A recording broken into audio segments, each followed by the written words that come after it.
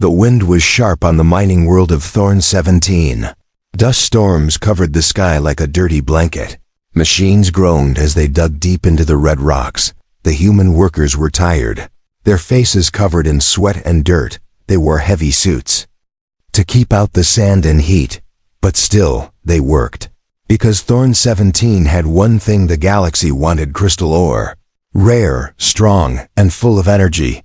This ore could power cities and starships for years.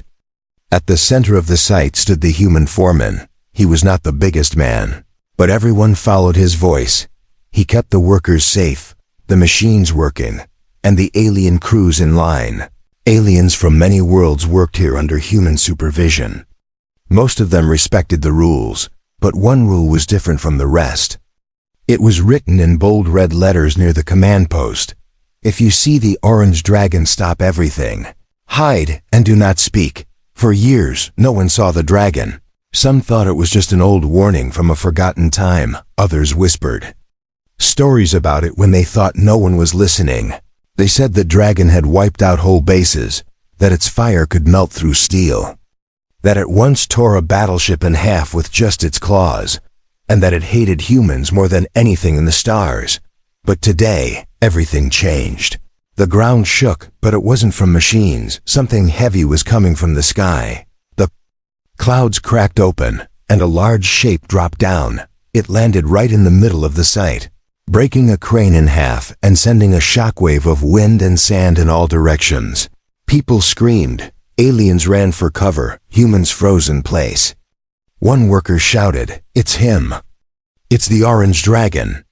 There he stood, tall as a tower, scales burning like glowing lava, wings curled around his body, sharp horns pointing back from his head. His eyes were like suns, and his claws scraped the ground as he moved. But he didn't roar, and he didn't attack. He looked around slowly, then spoke in a deep voice that echoed across the rocks. "I am looking for the human foreman," the dragon said. Silence. No one moved. No one dared breathe.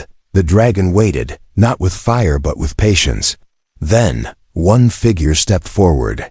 The human foreman walked slowly toward the beast. He didn't raise a weapon, and he didn't show fear. The dragon's head lowered to look him in the eye. "You called for me?" the foreman asked, voice steady. "I came on my own," the dragon replied. "I do not wish to fight." Everyone watching thought it must be a trap, a trick before the killing started. The foreman didn't move, only stared. "Then why come here?" he asked. "I want to work," the dragon said. "I want to build, not burn." No one had ever heard a dragon say that before. The foreman tilted his head. "You want a mine?" he asked, surprised. "I want to help protect what you are mining," said the dragon. "I know what lies deep below this site, and I know who will come to take it." More silence. The air felt like fire. Yet no one could look away. Then something unbelievable happened. The dragon reached out his claw, not as a weapon, but like a hand, open, waiting. The foreman looked at it. All eyes were on him. He slowly took off his glove and placed his hand in the dragon's claw. They shook. Gasps rose from behind every rock. On the watchtower, a worker snapped a photo. It would be sent to the stars before the day ended. It would be played in every news channel, replayed in every system. The image of a feared orange dragon shaking hands with a human. No one could believe it. The dragon stepped back and nodded. "I will return tomorrow to explain everything," he said. Then with one great push of his wings, he rose into the sky and vanished into the clouds. The workers came out slowly, whispering, pointing, still afraid. But the foreman turned to them and said calmly, "He didn't burn us. He didn't roar. He shook my hand." That night, the galaxy watched the image again and again. Some thought it was a trick. Some thought it was the start of a new war. But others wondered, was this the beginning of something no one saw coming? The image of the handshake traveled faster than light, from satellites to news feeds, from war rooms to peaceful homes. The whole galaxy saw it. A dragon, the most feared kind, orange, glowing, massive, shaking the hand of a human. Some laughed. calling it fake. Some panicked, thinking it was the start of a trap, but a few paused, stared at the photo, and felt a strange chill down their spine, the kind of feeling you get when history shifts. On Thorn 17, the mining site was quiet the next morning. No machines roared, no drills moved. The foreman had ordered a full stop. Everyone waited, not for work, but for a return. The sky remained empty at first. Then just as the sun passed overhead, they heard the sound. Wings heavy and wide, cutting through the wind. The orange dragon came back, but this time he flew slower. Not like a hunter, but like someone visiting. An old friend. He landed gently beside the cargo bay. No one screamed this time, though many still hid behind equipment. Watching with wide eyes, the foreman stepped forward again. His helmet tucked under his arm. "You came back," he said. "I gave my word," the dragon replied. "And I keep it." The workers could hear them now. They spoke like old soldiers, calm and steady. The dragon lowered his massive head. "There is something deep beneath this land," he said. "Something powerful. Something dangerous." The foreman frowned. "We've found only crystal ore so far," he replied. "Keep digging, and you'll find more than you can handle," the dragon warned. "I've seen it before, thousands of years ago, when my kind ruled the stars." The foreman nodded slowly. "Then why help us?" he asked. "Why warn us at all?" The dragon's eyes glowed softer, not like fire, but like old pain. "Because I destroyed things I now wish I had protected," he said. "I fought wars that never should have started, and burned places that never healed. I don't want your kind to make the same mistake." Back on Earth and across alien worlds, leaders argued. Some demanded Thorn 17 be locked down, others prepared weapons just in case. But no one could stop what was already in motion. Every ship near Thorn 17 was now on alert. Every camera pointed at the human foreman and the orange dragon. It was no longer just a mining site. It had become the center of galactic attention. The foreman returned to the command tower that evening. He sent out a message on the open channel. "This dragon came in peace," he said. "He asked for nothing, only gave warning. And today, he helped us repair the broken crane." That last line made some laugh. An orange dragon repairing the human crane. But others didn't laugh. They listened, because sometimes the scariest thing isn't a beast roaring. It's a beast offering peace. That night, the workers sat around their makeshift fire pits, humans, aliens, all talking about what they saw. Some were still afraid, but others began to ask questions. What if he's telling the truth? What if there really is something down there? What if he's not like the others? The next morning, the dragon returned again. This time he brought something, a small cube, made of crystal and old metal. He placed it on the ground and said, "This is a memory box. It holds a recording from before the Great Fire. It will show you what I saw, what I fear." The foreman pressed the button. A soft light rose, and the image of a world appeared. Mountains melted under energy beams, cities vanished in seconds, and in the sky dragons, thousands of them, fighting with machines and with each other. At the center was something dark and glowing, a device ancient and alive. "That is what you're digging toward," the dragon said. "We tried to destroy it, but it cannot be broken, only sealed." The foreman turned to his crew.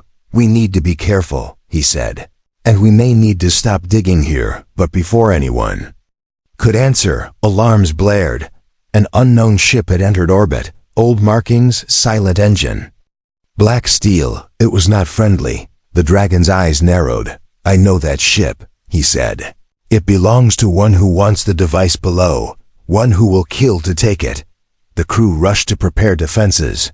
The peace was over, but something had changed this time. They had a dragon on their side. The black ship hovered above Thorn 17 like a giant shadow. It made no sound, no lights, no signal. Just silence, cold and heavy. The miners stopped working. Even the alien workers felt fear crawl up their backs. The foreman looked up at the sky. He knew this was not a regular patrol or a curious visitor. This ship came for something, and it wasn't here to talk. The orange dragon stood beside him, wings tucked tight, claws twitching, eyes glowing dim. That ship, the dragon said, belongs to a hunter, one who once fought beside me, but now only cares for power. What does he want? The foreman asked. The weapon below, the dragon replied.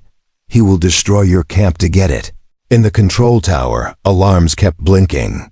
Messages came from Earth and from nearby colonies. Do not engage, wait for backup. Keep the dragon under watch. But the foreman shut them all off. Backup was too far. And the dragon was already watching the skies, down in the tunnels. The digging team reported something strange. The machines had stopped working near a certain depth. Metal tools bent without reason. Energy readings spiked and sensors failed. Something old and powerful was sleeping below. The foreman knew they had no time. We dig no further, he said. Everyone, pull back from the pit. That night, the black ship landed far from the main base. Not a single word came from it. But the next morning, its crew arrived. 10 tall figures, armored, weapons glowing red. At their front stood a being twice the size of a man. Black skin like stone, silver eyes, and a twisted smile. I am Commander Velk, he said, and I've come to claim what is mine. The foreman stood his ground. This land belongs to no one, he replied, and the weapon below is sealed for a reason. Velk chuckled. You let a dragon tell you that? He asked. He lies, they all do. He only wants it for himself. The orange dragon stepped forward. If I wanted it, I would have taken it long ago, he growled. You are the one who failed to control it before, and now you return. For more. The two stared at each other, old fire between them. Enemies who once called each other brother. Now standing on opposite sides, Velk raised his hand. His guards aimed their weapons, but the foreman raised his voice. This is a peaceful mining site, he said. You fire. We all lose. For a moment, no one moved. Then Velk lowered his arm and smiled again. Very well, he said. We will talk tomorrow. But remember, Foreman, peace only works until someone wants more. As night fell, the dragon stayed. Awake, he sat by the edge of the pit, watching the stars. The foreman joined him, a cup of cold brew in hand. You think he'll attack? He asked. Yes, the dragon answered. Velk never leaves empty-handed. If he cannot have the weapon, he will destroy it. And if he can't destroy it, he'll destroy all of you. The foreman nodded slowly. So what do we do? We prepare, the dragon said. But not just for a fight, for a choice. What kind of choice? A choice between sealing this thing forever or using it to end future wars. The dragon replied, but power always comes with a price. The next morning, Velk returned, but this time he came alone. He walked straight into the command tower, no weapons, just a small black box in his hand. This, he said, placing it on the table, is a detonator. If you do not give me what I came for, I'll bury this place in fire. The room went cold. The foreman didn't flinch. He leaned forward. And what happens when you dig it up? He asked, do you think you'll control it? Velk smiled again. I don't need to control it, he whispered. I just need it to wake. That evening, the dragon made a decision. He opened his wings and flew over the pit. With one deep breath, he began to heat the rocks around it, not to open it, but to seal it deeper. Molten stone covered the walls, protecting the ancient chamber below. It wasn't a perfect seal, but it would slow down anyone who tried to break through. Velk watched from a distance. His eyes narrowed, and that night, he gave his final order. At dawn, we take the mine by force. But what he didn't know was that the dragon had already called for help from allies no one expected, and the war for Thorn 17 was about to begin. The sun rose over Thorn 17, but no one felt its warmth that morning. The sky was red from dust and smoke. The ground was still shaking from the heat the dragon had poured into the pit. The workers didn't speak much. They moved quietly, eyes watching the black ship in the distance. Everyone knew what was coming. They just didn't know how bad it would be. Inside the command tower, the foreman stood at the window. Beside him was the orange dragon, tail curled tightly. His eyes were locked on the sealed pit. "That won't hold forever," the dragon said. "But it buys us time," the foreman nodded. "We need to know what's really under there," he said. "You showed me images, old memories, but now I want the truth." The dragon took a deep breath. "Long ago," he began, "before humans reached the stars, my kind ruled many worlds. We were builders, warriors, even kings. But pride destroyed us." He pointed his claw at the pit. "That thing below is not just a weapon," he said. "It is a world. Key. It can twist matter, change time, create storms with a whisper." The foreman frowned. "Why bury it here?" "Because this world is one of the few strong enough to hold it," the dragon answered. "We hid it, sealed it, and wiped the maps. But Velk, he was one of us, before he turned greedy. He wants the key not to protect, but to conquer." Just then, a miner burst into the tower.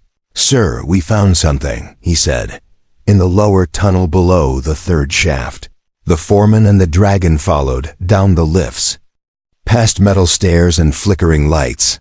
The tunnel was half collapsed from the recent heat, but at the end, there it was. A door, round and smooth, glowing with strange symbols. The dragon's eyes narrowed. "That's not just a seal," he whispered. "That's a lock made by the elders." The foreman stepped closer. "What's inside?" "I don't know," the dragon said, "but it's connected to the key. If Velk opens this, he will control the entire system." Back at the surface, things were moving fast. Velk's soldiers began setting up cannon mounts, hover tanks rolled into position. A silent countdown began. In the sky above, a small fleet appeared. Human patrol ships, but not enough to stop a full assault. They sent a message to the foreman. "Hold your ground, reinforcements are on the way." But the foreman knew time was running out. The dragon turned to him. "We can't let Velk reach that door," he said. "We either destroy the tunnel or fight him off right here." The foreman looked around, then gave his answer. "We fight." He called every worker, human and alien. He explained the truth in simple words. "There's something under our feet that could end us all, and the man who wants it doesn't care who gets hurt.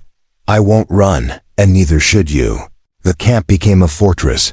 Cranes turned into towers. Drill machines were rigged with launchers. Miners picked up tools that could also serve as weapons. The dragon took to the sky again. His fire circled the base. Not as a threat, but as a shield. He roared once, loud and proud, and every living soul felt a fire inside their chest. Meanwhile, Velk stood inside his ship, watching from afar. His second-in-command spoke. "Shall we begin?" Velk smiled. "Yes," he said, "but take the foreman alive. I want him to watch as I open the key." Back underground, the sealed door began to glow brighter. Without warning, a pulse shot from it. The ground shook, lights flickered, and a voice echoed through the stone, not in words, but in thought. "Who touches the Forbidden's vault?" The dragon stepped back, eyes wide. "It's aware," he said. "It knows someone's coming." The foreman looked at the door, then at the tunnel around him. "We need to collapse this part," he said. "If that thing opens, there won't be a second chance." The dragon agreed. They placed charges, thick ones, and set the timer for 10 minutes, enough to evacuate barely. As they ran back up, the ground began to rumble again, but this time, it wasn't just from the pit, it was the start of Velk's attack. The sky above turned black with smoke and ships. Lasers cracked through the clouds, and Thorn 17, once just a quiet mining world, became the heart of a war no one expected. But this time, the humans weren't alone. And the dragon was not there to burn, he was there to defend. The first blast hit the outer wall of the camp. It sent crates flying and knocked over 2 diggers. Dust filled the air, and the ground trembled. Velk had begun his attack, just as the dragon warned. Lasers sliced across the sky, black armored. Ships hovered close, firing red energy beams. The quiet mining site had turned into a battlefield. The human workers scrambled for cover. Aliens joined them, carrying tools turned into weapons.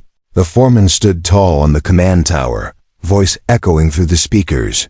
"Hold your lines, protect the pit. We're not letting him take anything." In the sky, the orange dragon roared, a sound so loud it cracked the windows and shook every bone.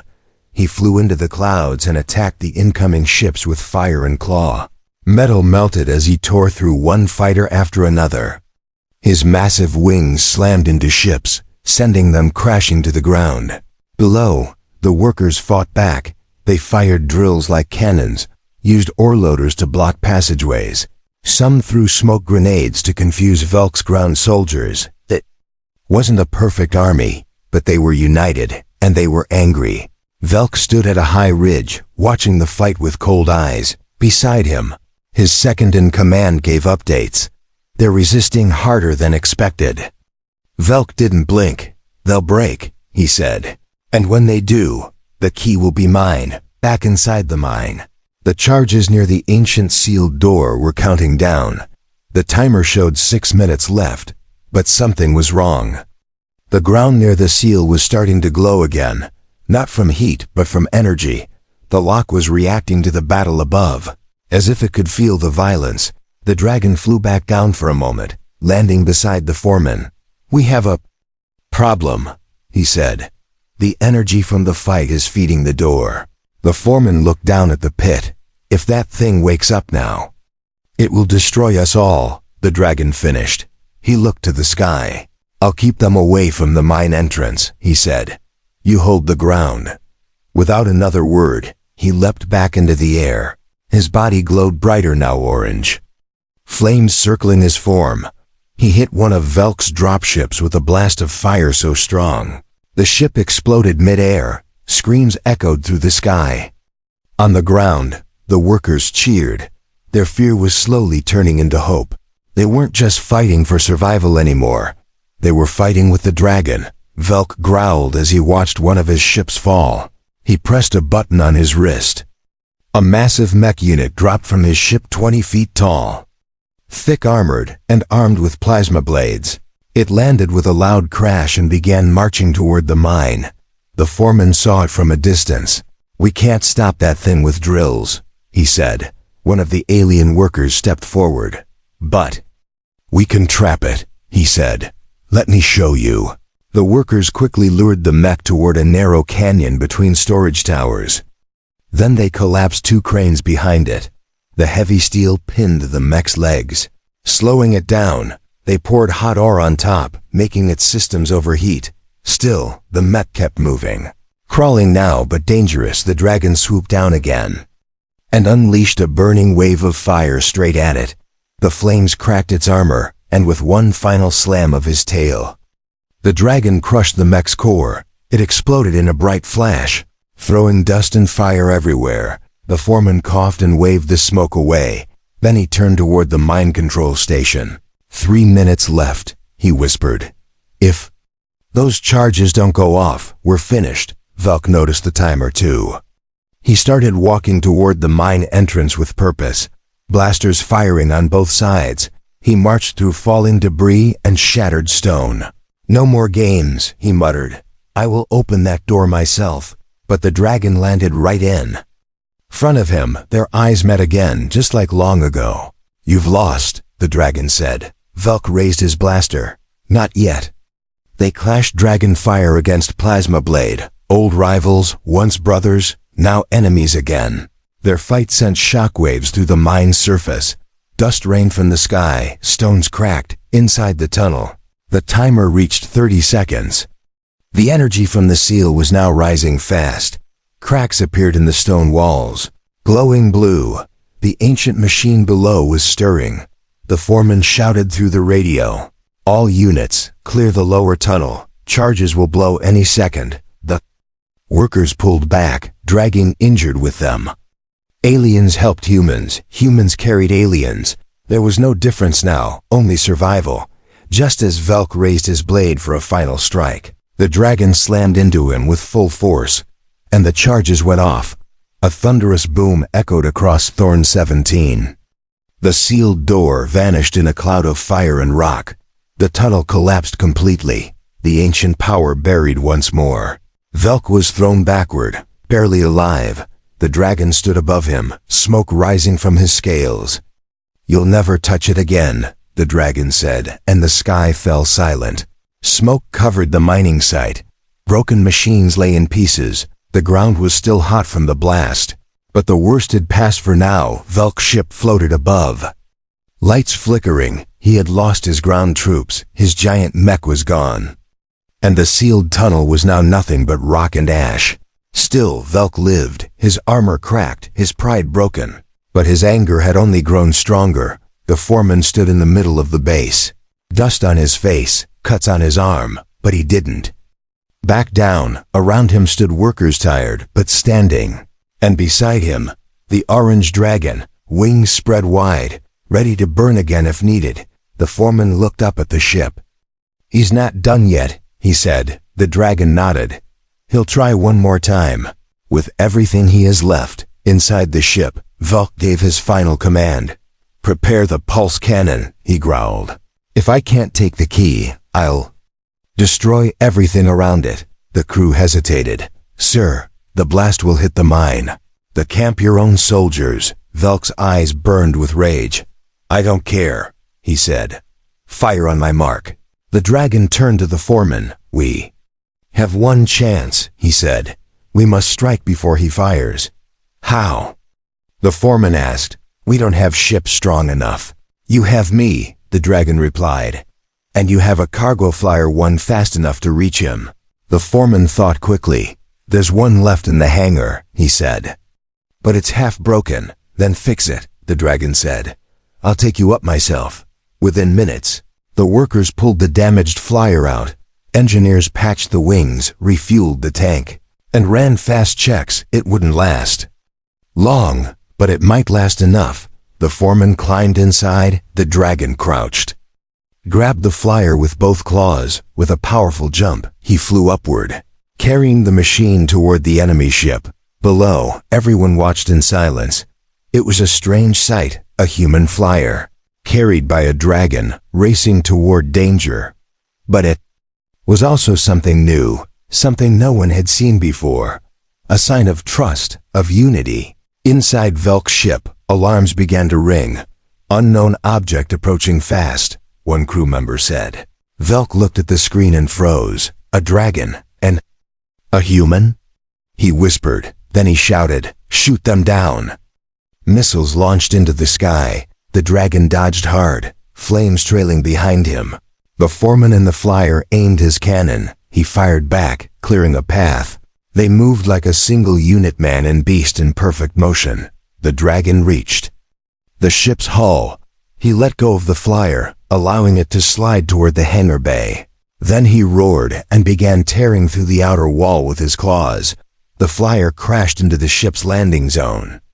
The foreman jumped out and rolled behind a crate. Blasters fired, sparks flew, but he moved fast. One shot hit his arm, but he kept going. The dragon burst into the ship seconds later. Fire poured from his mouth, knocking soldiers off their feet. He smashed walls, cleared halls, and reached the cannon control room. Velk stood inside waiting. "Did you come to die, old friend?" He sneered. "I came to stop you," the dragon growled. They clashed again, claws against blades, wings against walls. Meanwhile, the foreman reached the power core. He placed the device the engineers gave him, a small EMP charge. He pressed the button. A loud pulse rang out. Lights went off, engines failed, weapons shut down. The ship shook as the pulse cannon died before it could fire. Velk stumbled. "No," he hissed. "Not again." The dragon slammed him against the wall. "It's over," he said. Velk tried to raise his blade, but the foreman appeared behind him. "No more games," he said, then struck him with a power tool. Velk dropped to the floor. Unconscious, the ship was now powerless, floating above Thorn 17 like a dead star. The dragon carried the foreman back to the flyer. Together, they flew down. The workers on the ground cheered, alien voices and human voices rising as one. They had done it, not just with weapons, but with courage, teamwork, and trust. The orange dragon landed in the center of the base. The foreman stepped out and raised his hand. "It's finished," he said. "We held the mine, and we held our future." But deep below the rocks, a soft light still glowed.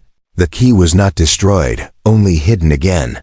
And the galaxy was now watching, waiting to see what would come next. The sun rose slowly over Thorn 17, for the first time in days. The air was quiet, no blasts, no sirens, no shouting, just wind. And the sound of repair tools clicking gently. The camp was broken, but still standing. Cracks ran through the ground. Many machines were burned, but the people had survived. They had done the impossible. Velk's ship had been towed into a crater far outside the mining zone. His soldiers were captured, his weapons disabled, and Velk himself was in a sealed chamber, watched day and night, still breathing but defeated. The workers, both human and alien, were exhausted, but they smiled now. They had seen something. They would tell their children and grandchildren. A dragon once feared across the stars had fought beside them. And one, in the middle of the camp, the orange dragon rested, his wings folded tight, a few scars across his side. But his eyes were calm. For the first time in a long time, he was at peace. The foreman approached him with a nod. "You saved us," he said simply. The dragon shook his head slowly. "We saved each other," he replied. That moment was captured by dozens of cameras, and it spread through the galaxy like wildfire. The hated orange dragon, sitting beside a human foreman, not as an enemy, but as a friend, it shook the hearts of many. Alien leaders who once demanded war began to question their own words. Even humans who distrusted dragons started to think differently. Messages poured in from across the systems. Some offered support, some asked for peace talks, and others simply said, "Thank you." Back on Thorn 17, a celebration began, not a loud one but quiet and proud. The workers cooked together, shared stories. They painted a new symbol on the highest wall, a human hand reaching out, and a dragon claw gently touching it. That symbol would later become more than art. It would be printed on flags, worn by peacekeepers. It would stand for unity between old enemies. Weeks passed. Reinforcement ships arrived from Earth and allied planets. Scientists came to study the sealed pit. They agreed to keep it buried under thick layers of stone and shield walls. But they all agreed on one thing. The weapon, the key, would never be touched again. The dragon stayed on Thorn 17. He refused medals, awards, or money. All he wanted was to help rebuild the place he helped save. He carried heavy materials with ease, melted broken frames into shape, and he played with the alien children who once feared him.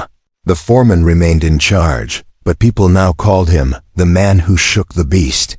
He didn't like the name, but he understood why they used it. One day, a reporter asked him, "Weren't you afraid when you first shook his hand?"